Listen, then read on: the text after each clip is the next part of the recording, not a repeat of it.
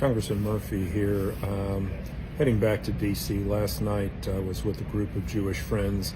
Obviously, the topic of discussion was the horrible tragedy that occurred on October the 7th.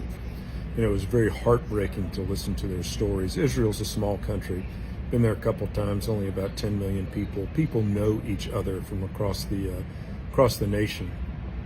On that horrific day, Hamas, the terrorists, the barbarism that occurred on that evening, where 1,400 Israelis were killed in their beds, chased down, shot down, butchered, an attack not too unsimilar to our 9/11.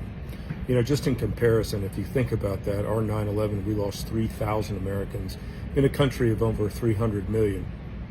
That same proportion of Israelis had been lost in the United States, it would have been 40,000 Americans. And this is in a country in Israel where people know each other, people identify with each other. And yet mothers, fathers, grandparents, children, babies were slaughtered. The world response has not been one that has been a good response. It's been the rise in anti-Semitism, the greatest since the 1930s. We've seen this with protests on the street, college campuses, daily talk shows, celebrities, even members of Congress have supported Hamas in their barbaric acts. It's very troubling for the world stage these days. You know, we as members of Congress had the opportunity to view some of the GoPro video that the Hamas terrorists were using to document their own atrocities. Now, I've been a surgeon for 35 years. I've got a pretty resolved stomach and can tolerate a lot of things. What I saw there was absolutely horrific, absolutely horrific.